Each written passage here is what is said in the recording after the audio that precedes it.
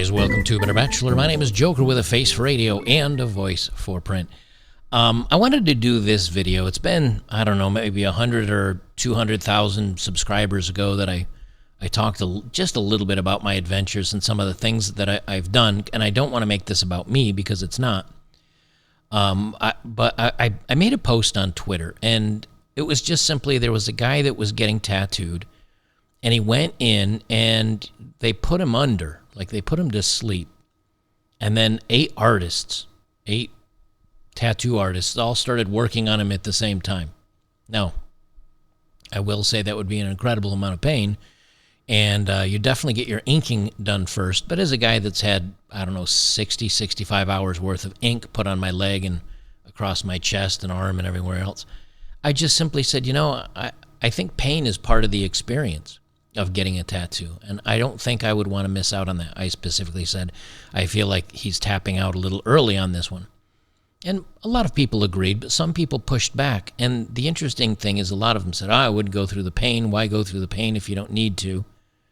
And some of them, I don't think, are people that even have tattoos. And it made me start thinking about something, you know, as when you're a young man, everything is ahead of you. The world's ahead of you. Everything's ahead of you. Oh, I got forever to do that. I'll worry about that later.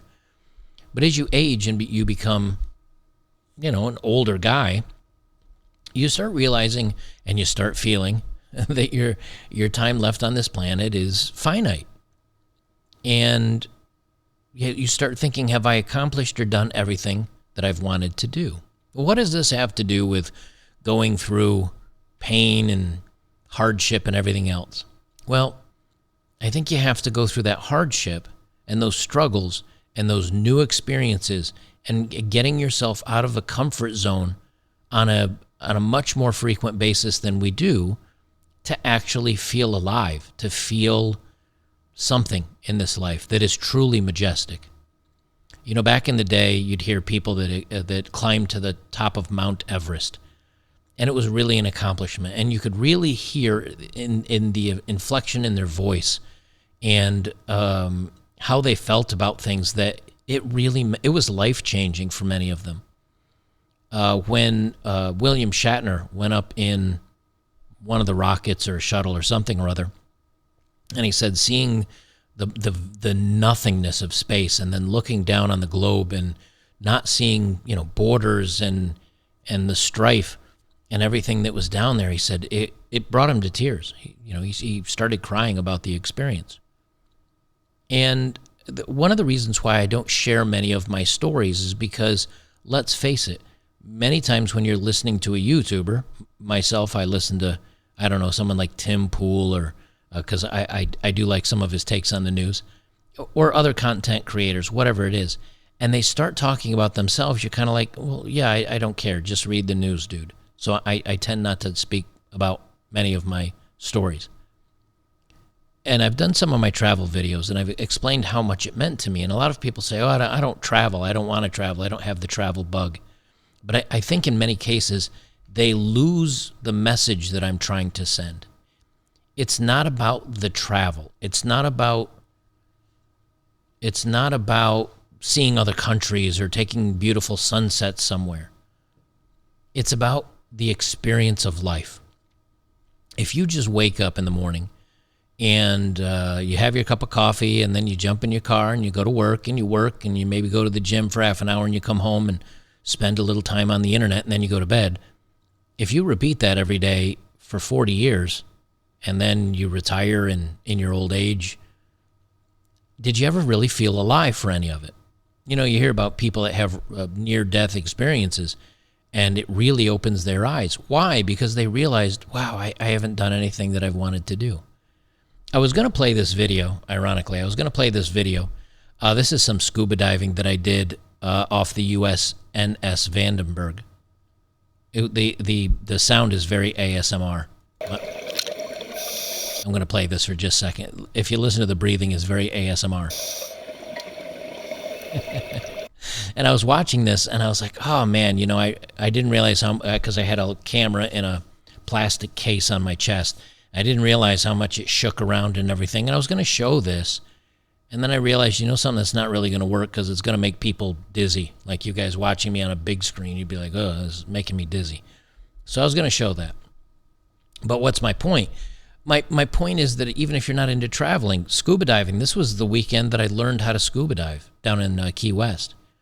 And they took us on the dive down to the Vandenberg. I think it's the USNS. Might be the USS, but I think it's the USNS.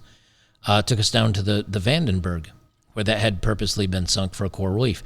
Well, that's not travel per se, but it's learning how to scuba dive, and then scuba diving to a depth of, I think we went down to about 90 feet in the first week that I learned how to dive.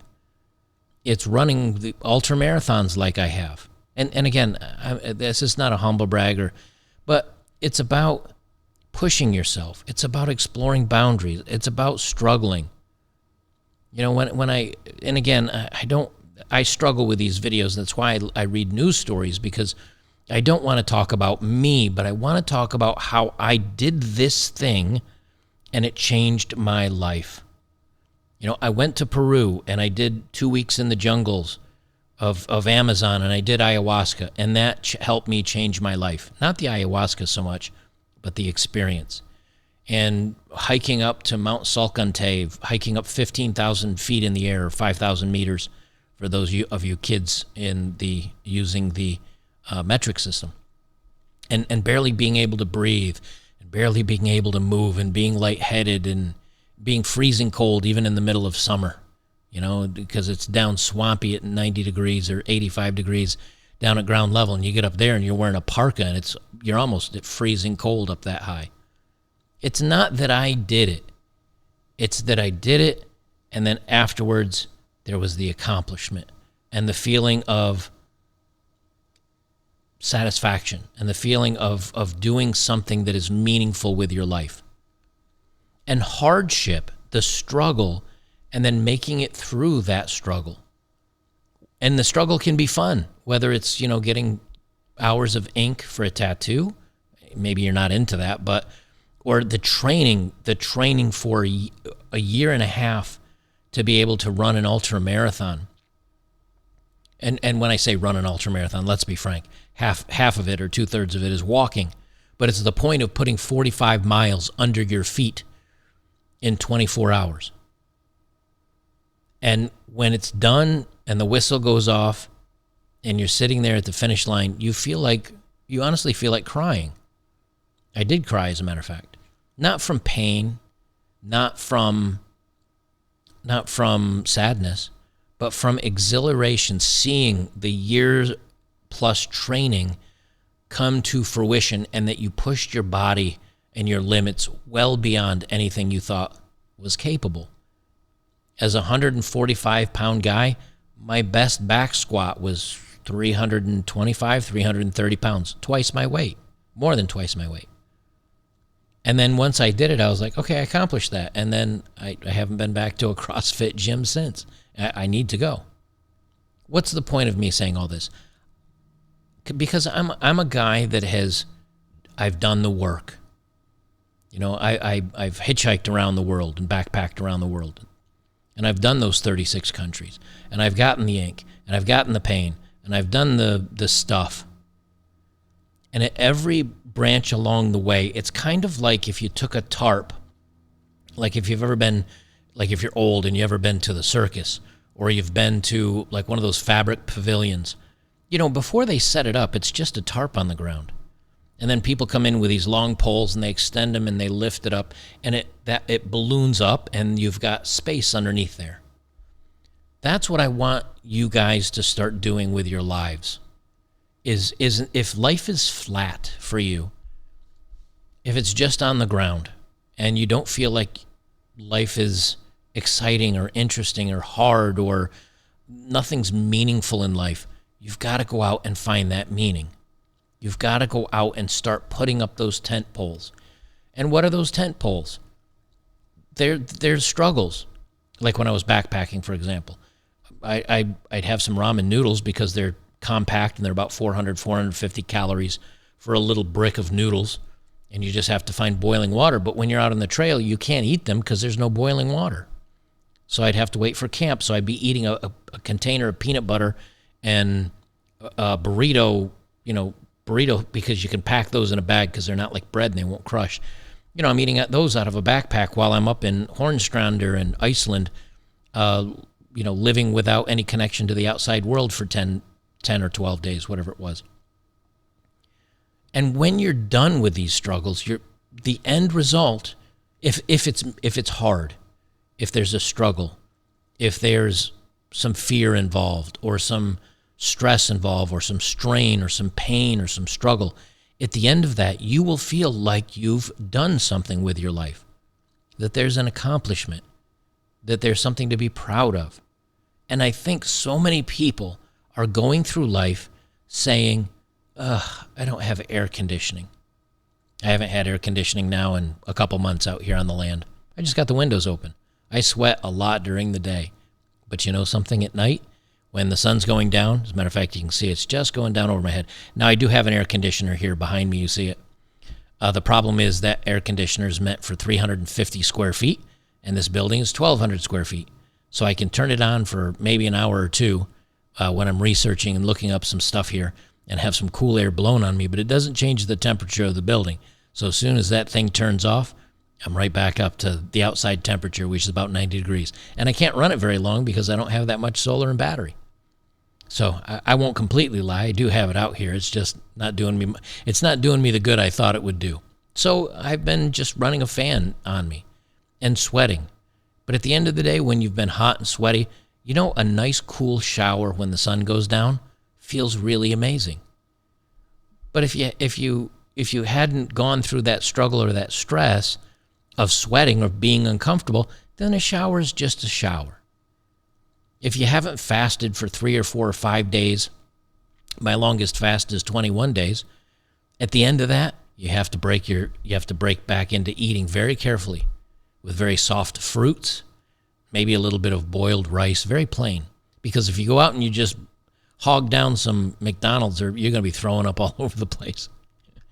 But at the end of that, you bite into an apple, and it is the sweetest thing you've ever tasted. You've reset your taste buds. You can smell the sugar aisle in a grocery store. You can smell the cookies. You can tell when you're walking by a sugar aisle.